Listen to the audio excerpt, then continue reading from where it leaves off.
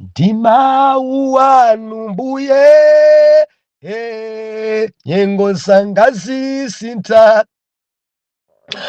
ndimau wanu mbuye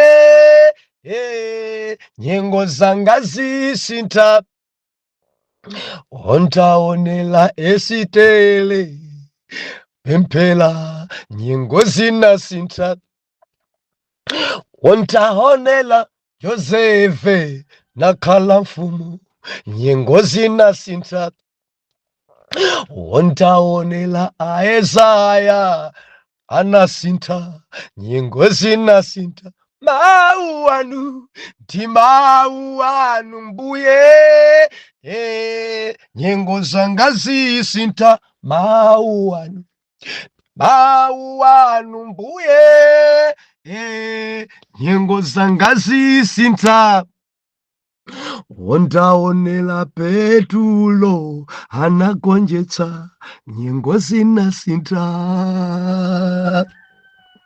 Ndiulandile okondedwa omvera konse kumene muli, Heneleke Chale mtumiki wanu believer lero pa 6 January 2025 movie wachiponyeponye nkhurukumve chichewa china chimene tigwiritse ntchito lero chosamva anachiphikira m'masamba.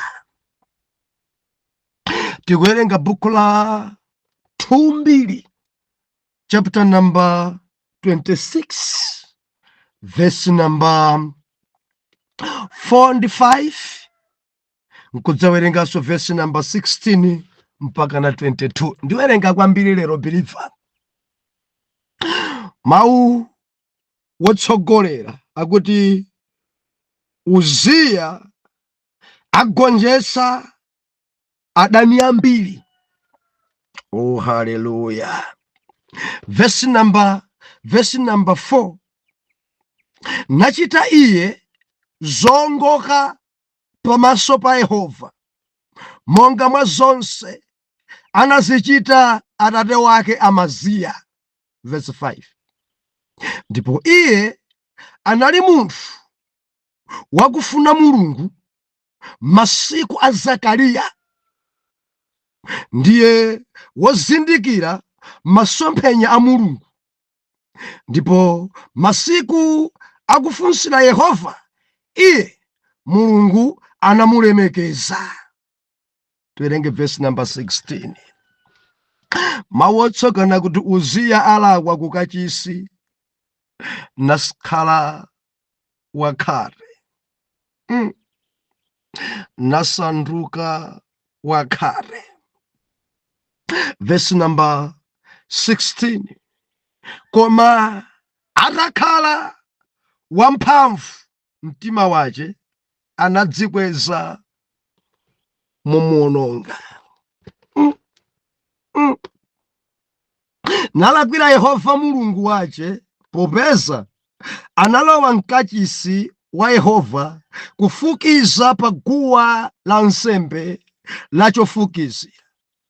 Ndipo Azariya wansembe analowa pambuyo pake ndi pamodzi naye ansembe a Yehova 50 ndi olimba mtima, natsutsana ndi mfumu Uziya nati kwa iye, sikuyenera inu Uziya kufukizira Yehova, koma ansembe ana a Aaroni opatulikira kufukiza. Tulukani malo opatulika, pakuti mwalakwa. Yehova Mulungu sakulemekezanipo. Koma Uziya anapsa mtima mbale yofukiza ili m'dzanja lake kufukiza nayo. Ndipo pakupsa mtima nawo ansembe, khate linabuka pa mphumi pake pamaso pa ansembe nyumba ya Yehova pambali pa guwa lofukizira. Ndipo Azariya wansembe mkulu ndi ansembe onse adampenya ndi kuona kuti anali wakhate pa mphumi pace Pamphumi pake nankankhira msanga ku bwalo, nafulumiranso yekha kutulukako. Pamenepo nafulumira yekha kutulukako, pakuti Yehova adankantha. Dzitayipa kale, dzitaonongeka kale. Zokhudza bwanjizi. Verse number 21. Ndipo mfumu Uziya anali wakhate mpaka tsiku la imfa yake, nakhala nyumba yapadera, popeza ndiye wakhate, pakuti anadulidwa ku nyumba ya Yehova. Ndi Yoramu mwana wake anayang'anira nyumba ya mfumu, naweruza anthu m'dziko. Machitidwe ena tsono a Uziya, oyamba ndi otsiriza, anawalemba Yesaya mneneri mwana wa Amozi. Ndipo Uziya anagona ndi makolo ace, namuyika ndi makolo ace ku manda kwa mfumu, pakuti anati ndiye wakhate. Yoramu mwana wace anakhala mfumu m'malo mwa atate wake. Atate, lelonso mwapadera tili pamaso panu, mutilankhule Mulungu, mutilimbikitse Mulungu, tiphunzitseni choyenera kuchita, tidzudzuleni, ndipo tidzamva m'dzina la Yesu. Amen. Believer, sabata yatha tinasiyana ponena kuti zotsatira za tchimo. Ndinakwene kutsimikizika kuti munali ndi weekend yabwino. Ife tinali kona lina la munda, inunso kona limenelo. Munda ungwaukulu mwana Mulungu. Tikamasowana pano musamaganize kuti wina angokhala ayi kuti kukona lija kuli ntchito. Mbali inayi anthu akugalauza, mbali inayi anthu akudzala, mbali inayi akusosa, mbali inayi believer kuchitika ntchito zosiyana. Modi ndena pano ena akubayira. Munda uwu ngwaukulu, believer ngwaukulu. Ukamamona wina sakuonekera pa usamaganize kuti angogona kapena kuti angojomba. Alikona ilo. Neti nasiyana ponena kuti tchimo ili zotsatira. Ife tinamuona David pachoyipa chimene adachita, nchokoma kuchita tchimo, koma chotsatira nchopweteka. Natani akumuwuza kuti chimene mwachitachi nchopusa, lupanga sidzachoka pa nyumba yako. Ndipo ife tinaona sabata yatha kuri nkhondo ana Davide ankangogwebana, ana Davide kumangolumana, ana Davide kumangomenyana zigogodo, kena kwa wina anchola nzache fight pansi pi, kena kwa wina ambaya nzake pas kudali ana ongo pana. Ngati kumusa kuti chotsatira china pa chimene wachitachi, chisokonezo m'banja lako, chisokonezo.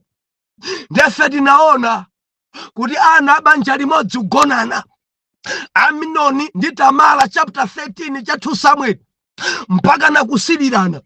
Wina kwalenga matenda, kubula ngati akudwala asakudwala koma chinzimu cha chigololo. Zotsatira zimene zidachitika pakuchimwa kwa mtala Davide. Munthu adabula adalenga matenda, kuoneka ngati mbimba mukuwawa simukuwawa koma chinzimu cha chigololo. Believer kudziko kuno anthu amadwala pofuna kuchita tchimo, kuwalenga matenda ngati ngodwala ngosadwala koma kufuna kuchita tchimo. Mwana Mulungu ndimati ndichenjeze dziko lalowa chimpwirikiri. Anthu afunana pa ubale wawo, aufunana maintasesa okokha, augonana zinazi nzotsatira idzi, augonana akwaya okokha, augonana opanda dongo solo.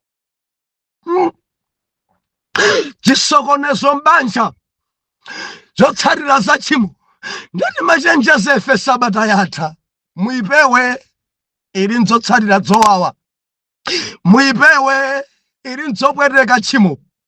Mukamazempha, mukamalichita, pena chifukwa cha ziwanda kumamva kukoma, koma zotsatira zake zimene zidzabwere chifukwa cha tchimo imene mwayichitayi mudzalira sizi.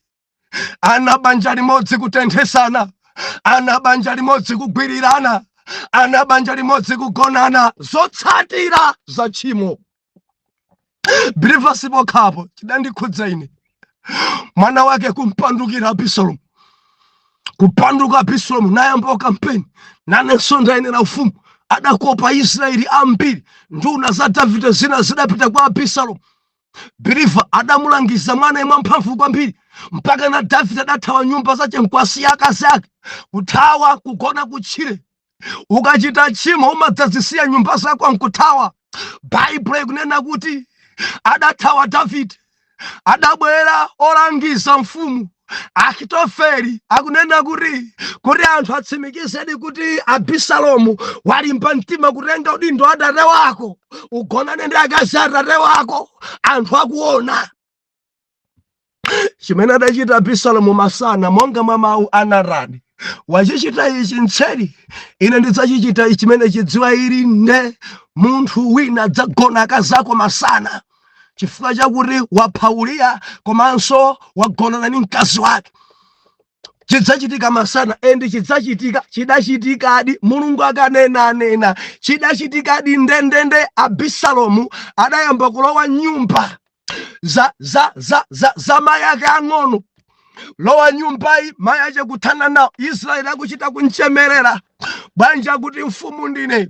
Monga mwachikhalidwe mfumu ikamalowa imatenga akazi onse a mfumu imene yachokayo kuti muzindikire kuti mfumu ndine mu Israeli muno. Davide kwake kwatha, ine ndi mwana wake Abisalomu. Chimene adachita adayamba kulowa nyumba ndi kumagonana ndi mayi ake masana. Kulowa nyumbayi kumaliza kutuluka anthu liyo Abisalomu yemweyo kuti Abisalomu yemweyo kuti ena ali panja ma Elio Chama. Abisalomu oye, adi oye, Abisalomu oye. Kuchoka nyumbayi kalowa nyumbayi kugona ndi mayi ake kumaliza, kuchoka nyumbayi kalowa nyumbayi kugona ndi mayi ake kumaliza. Ndipo daliso dziwandaro ndidziwa nanga nthawi imodzi akasangapo kwagona masana. Sidziwandaso zimenezi.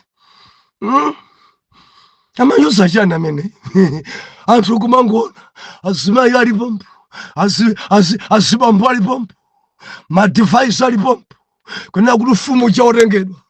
Pano mfumu ndi Abisalomu, pano mfumu wa Israeli Abisalomu. Nkuti Davide akuthawa ali mtchire, akuthawa mwana obala, akuthawa. Chimo inu, chimo njoyipa. Mudzathawa pankaka wanu chimo. Adzakuthamangisani nyumba zanu zabwino chimo. Ndikunena ena ali mtchire pano kuthawa ofesi yawo chimo. Ndikunena pano ali mtchire pano kuthawa mudzi mwawo chimo. Chotsatira cha chimo nchompweteka. Bilifosa nditsutse kudziwa wina wake athawa. Chimo imabwera soka polo. Natani akuti mudachichita ichi mtseri. Jehova kunena kuti akasanu adzagonedwa masana, anthu onse adzaona dzuwa ili nde. Mwachita choyipa kusilira mkazi wa mwini, nkugona nayenso, malo mwake pomaliza ndikuphaso mwamunayo. Chanyansa Yehova. Ichi chichitika, zotsatira za tchimo. Musamale kwambiri, zikupezani 2025. Zimene mwachita 2024 zotsatira zake zikupezani chaka chino. Kamukufuna kasimukufuna muthamangisidwa basi. Mundimva? Kamukulola kasimukulola akuphetekesani. Kure kudzina zoyipa dziyamba kubuka nyumba mwanu, zibuka nyumba mwanu. Mudzangomona mwana wanu wina maso piliwiri ndi sister wake. Musamadabwe choyipa chimene mwachichita. Ofesi yonse dzakuukirani, mpingo wonse kukuukirani. Sidi kumfuna achoke. Why? Zotsatira za tchimo mwakhala mukuyenda kwambiri mobisalabisa, lero dzili pambalampanda. Usamale kwambiri, tchimo ili nzizotsatira. Lero ndili mkarundu wa lero. ndili mkatundu wa lero khurukumve ena mati chosamva adachiphikira mmasamba. Biliva nimafuna ninene kwambiri pa meseji ya lero, mudzimva mukalangizidwa, mudzitenga sitepi wina akakulangizani.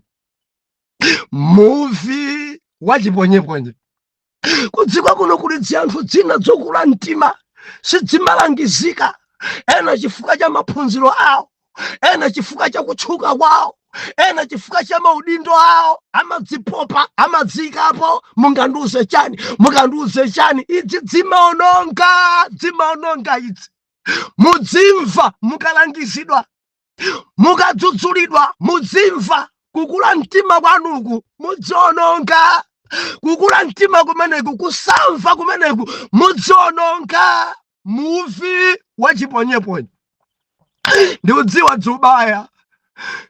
dzubaya endi muvu menewu pena kuchita kubaya ndikutulukira mbalina magazi, mbali imene kwalowera muvi komanso ni mbali imene atulukayo. Moti magazi akutuluka mbali ziwiri. Ndimafuna ndinene nsanga itanisa thandizo.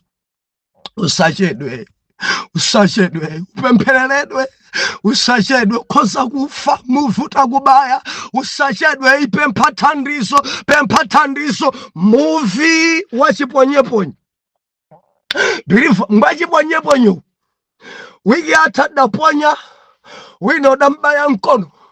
Ngwachiponyeponye wiki atha wina muvi wambaya miyendo. Ngwachiponyeponye umangodabwa pwa kodi ndapezedwa. Leronso wina umbaya pa mtima lero. Ngwachiponyeponye pempho langa muvi ukakubaya. Nsanga udzibwera kwa mfumu Yesu, nsanga udzifika kwa mfumu Yesu.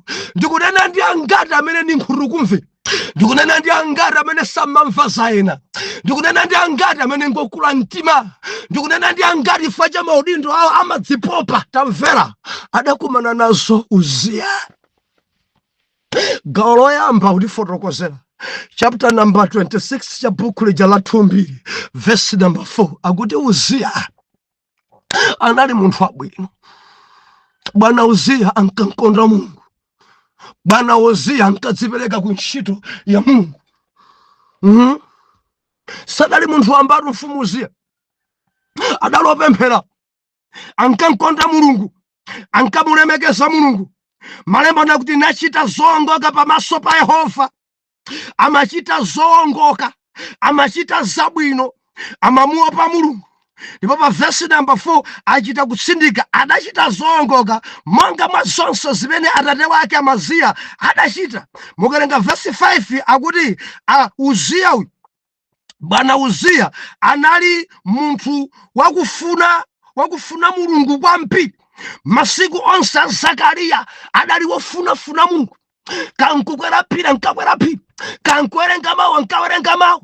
Uziya sadali munthu wamba, ankansaka Mulungu, ankafuna choonadi chizichitika, ankafuna chilungamo, moyo wangwiro, amachita zongoka. Pada dalibe mkulu uyuyu. Ne malemba nena kuti verse number 16 mpamene pakuyamba kusintha zinthu. Wachita mongokai mkulu uyuyu wafunafuna Mulungu masiku onse, amene adachita zabwino monga atate wake Amaziya. Zidafika pena adadzikuza, zidafika pena adadzipopa, zidafika pena adafika pokula mtima, zidafika pena adampadelera, zidafika pena adayamba kuchoka pamaso pa Mulungu. Malemba anena kuti adadzikuza nakhala wamphamvu mu mtima mwace. Anadzikweza momuononga. Chidachitika ncha mkulu uyuyu ndi mfumu. Mbuku mchipangano chakale amatipasa ife mafumu, ndekuli ansembe, ndekuli aneneri. Mukawerenga chipangano chakale mudzaona atsogoleri magawo atatu: mafumu, ansembe komanso aneneri. ndi aneneriwa anagawa pawiri, aneneri akulu komanso aneneri ang'onoang'ono. Nawonso ansembe adagawa pawiri, ansembe akuluakulu ndi ansembe aang'ono. Mafumu adali ndi ntchito yawo, ansembe adali ndi ntchito yawo, anenerinso adali ndi ntchito yawo. Kana basa nawo mafumu amatsogolera Israeli ku nkhondo, kulimbana ndi anthu amene akugwebana nawo, amene akuapunza. Nawo ansembe adali ndi gawo lopereka nsembe ku nyumba yopatulika. Anenerinso adali ndi gawo, adali maso ndi amene ankalosera nkumawuza choyenera kuchita.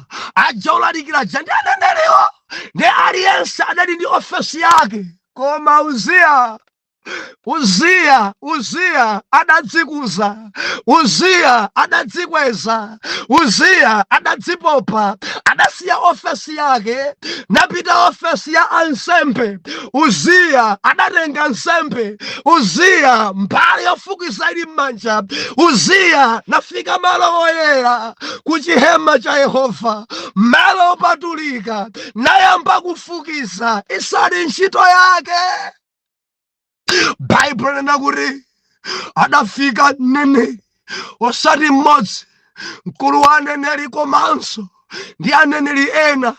Bible kuti pasama 53 aneneri 80 adampeza mfumu ali bize mu chinyumba cha Yehova, adampeza mfumu akufukiza mu nyumba ya Yehova. Aneneri yawa adanchenjeza, no bwana president, bwana ntchito mukuchita isiyanu, ntchito mukuchita inja ena, sikoyenera kwa inu Uziya kufukizira nsembe Yehova. Ndi ntchito iyi ya nsembe yopatulidwira ana Aaroni. Waye madala mwachita zimenezi muchokepo, chifukwa Mulungu sakulemekezani. Choka ndipo Mulungu sakulemekezani. Haleluya. Chosamva adachiphikira m'masamba, chosamva adachitentha pa moto, chosamva chimaonongeka, chosamva chimadzivulaza chokha. Bible ikunena kuti atadandaula, atadzudzula ansembe.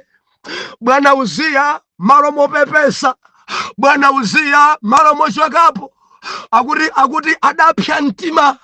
Mbale yofukisa ili m'manja adapsa mtima.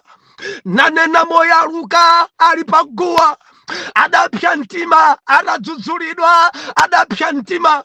Ndi njira ina adapsera mtima ansembe. Mungandiuze chani mukhala m'mudzi mwanga? Mungandiuze chani ndilibe malire, ndine mfumu, chilichonse ndikhoza kuchita. Tsogolera ku nkhondo ndipita, pereka nsembe ndipita. Nyumba ino ili m'mudzi mwanga, mitengo yomangira nyumba m'mudzi mwanga. Angandiletse ndani? Chichalichi chili m'mudzi mwanga, angakule mtima ndani? Adapsa mtima mbale yofukizira ili m'manja. Kumve chosamva ichi chimfumu ichi chokula mtima. Bible ikunena kuti anthu ajadandaulira, kumwamba sakulemekezani, kumwamba sakupasani ulemu. Ndi njira ina tamuza kuti kuteku kumwamba kulibe kaso ndi mafumu, kumwamba kulibe kaso ndi udindo wanu. Kaya muli pamenepo mukulowa udindo wa mbuyanu, kumwamba libe nazo ntchito. Kuteku chimene mwachita chinchoipa, kumwamba akuthibulani. Adamulangiza aneneri 80 koma kusamva. Adamulangiza ansembe koma usamva. Adamulangiza koma usamva. Sadamve. Mkulu uyuyu amandikhudza. Mpata wodzipulumutsa udalipo, mpata wokhala ndi moyo udalipo, mpata wochita bwino udalipo, mpata wosungika udalipo. Kusamva. Bilifa pa moyo uno wina akamabwera kukulangiza mudzimva. Tili mwadzika wina akabwera kukulangiza mudzimva. Koma mukakulabe mtima kuti ine ndine, mukakulabe mtima kuti mungandiuze chani, ndiye ngoziyo. Mudzimva mukalangizidwa. Adamba kumpeza ndi Azariya wansembe wa Yehova pambuyo pache padabweranso enacha ansembe makumi asanu ndi atatu. Azariya akumpeza madala iye ali bize madala sizonena zimenezi. Andidalitsa ine Azariya sakumfunira zoyipa, ndimafuna ndinene wina akamakudzudzula kuti zusachite akukukonda. Sakukufunira zoyipa, kufuna moyo wako ukhale bwino. Sakufunira zoyipa, kufuna kuti utetezeke. Adabwera Azariya wansembe mkulu, pambuyo pake adabweranso enaja 80 kundandaulira, Bwana Presidenti, Bwana Mfumu, Bwana izi zosavomerezeka nkale lonse, mudongosolo ndi protoko yawe. Mfumu sapereka nsembe, manja mwanu muli magazi, manja mwanu ni modesedwa, ntchito inja ana Aloni, chonde musapereke nsembe. Bwana mwansanga, chokanipo ni chifukwa kumwamba sakulemekezani, malo movomera, malo mochokapo koma chidapsa mtima. Chinkhutu kumve ndikunena ndi angati mukadzudzulwa mumapsa mtima. Ndikunena ndi angati akakudzudzula ni ena mumapsa mtima. Malo mokonza, malo mochoka mumapsa mtima. Ndilisekhwerere Yehova sakulemekezani. Simungachoke pamenepo mumvera aneneri, simungachoke pamenepo mumvera ansembewa. Bwanji mukupsa mtima pakudzudzulidwa, bwanji mukupsa mtima wina atadzudzula pa inu. Ndikunena ndi angati ena inu mabigi inu mukadzudzulidwa mumapsa mtima kudzudzulaniwo. Tamverani, Yehova sakulemekezani, akukanthani.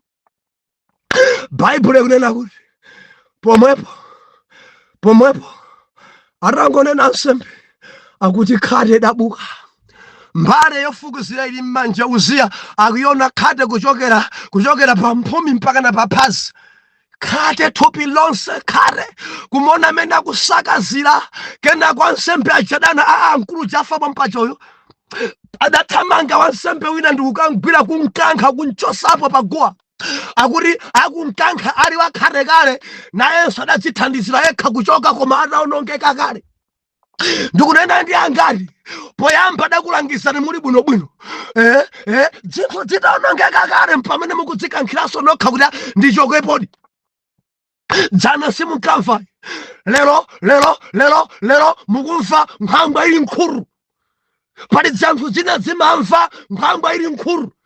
Pali dzanthu zina zimakonzeka zitayamba kudwala, zimadzikankhira zokha kudzudza zipemphera. Akubwera kutchalichi zitaonongeka kale, akubwera kutchalichi, akubwera kutchalichi zinthu zitavuta. Abusa pempherereni khate itadzadza. Ali bwinobwino kutchalichi lololo, ali bwinobwino kamulangiza makani kutukwa na situmiki. Lero zavuta khate kuchokera pa mphumi mpaka na kuphazi, mpamene kakudzikankhira kuchoka koma chitaonongeka kale. Muvi wachipwanyaponya ankalangizidwa, siyani dzibwana chigolololekani, adali wamakana khapsa mtima. Lero dzaonongeka, thupi yaonongeka, mpamene akudzithandizira kuchoka. Zinthu zitaonongeka mpamene auyamba opemphera. Ali ndi chuma nkakana, ndikataniko kutchalichi pano chuma chonse chidatha mpamene akupezeka mpando wa tchalichi lakhala nawo. Ali ndi zinthu adali amwano, ankakonda kupsa mtima msanga. Zinthu zitaonongeka kale, khate itabwera mpamene kuvomereza mawu a Mulungu. Nkhuru kumve, amamva nkhwangwa ili nkhuru. Tindu opemphera ambiri amwano, opemphera ambiri amakani, opemphera ambiri opsa mtima msanga. Mbale ili m'manja, ukadzudzula amakutukwana, ukadzudzula amakunyoza. Pilifani manyozedwa ine. Nyozedwa ndi ana asikeva maperekati mavesi tawo amene akuyenda nato m'manja. Haleluya. Adzamva nkhwangwa ili nkhuru. Baibulo ikunena kuti adakhala wakhate, adanchosa, adandula mudzi, ufumu udatha. Choka. Wakhate sangalamulira anthu. Choka. Wakhate sangakhale mtsogoleri. Choka. Wakhate sangapange izi. Choka. Wakhate sangaimbe kwaya. Choka. Musamasiye yakhate pakwaya. musamasiye akhale pa intercession, musamasiye akhale kupasani marenda, musamasiye akhale kutsogolola mpingo achoseni poni, musamasiye akhale kuti azikulamulirani, musamasiye akhale pamalo dzanthu zakhale zosamva nkhutu kumve kumadzichosapo patsogolo. Mutisiya bwanji chikhale chikwa master chili masomo amwamwa ndi azimayi muvi wachiponyeponye mukuti ndi kwa misters kukwaya azimayi chimangogonana ndi amuna aeni mukuchisiyabe patsogolo muvi wachiponyeponye mwamwika kuti ndi chealede sadzisunga sikati m'manja kumangogonedwa muvi wachiponyeponye. Zichoseni kutsogolo zimenezo zidulidwe zisamatsogolere zisandusa kwaya yonse afigololo. Zichoseni kutsogolo zimabishopu zazigololo zimangisa mpingo wonse kumangopereka zimimba zichoseni koni muvi wachiponyeponye. Tunena ndi angati akundivomereza Arizona khate yakula mipingo khate pa gulupu yopembedzera khate ku ministry khate nchalichi khate ku mtundaku khate apatsogolo khare ya Uzia khare adadulidwa adachosedwa mwana wake adalowa mmalo mwake. Mugandula uyo kandi kwa misters kandi bishop kandi overseer chifuka cha khareyo pezani wina mwimwike fuka ena amasimbo akuona ngati ine ndekha ndikangoti ndachoka zinthu zafa. Kunama kwambiri Mulungu si munthu uyu andisi mbalachi wa munthu amadzusa ekhazi tuniki kuti agwire ntchito. Pali zimizimu za Uziya zokula mtima kuchilangiza ndi pamene chikukunyosa kukupezaso chifukwa bwanji mumandilondalonda bwanji ndikukulondalonda ukuchita nyasi bwanji mumandilondalonda bwanji mumandisakasaka akukusaka ndani waiwala kuti wagwira ntchito isali yako waiwala kuti ndiwe wopemphera zimene wachita zinthu zosayenera anzako akuchita manyazi ndokomera bwanji mumandisakasaka bwanji uyayi palibe kukuda kuti kunchuno mwako mukukuda wekha. Haleluya. Kusamva nkhurukumve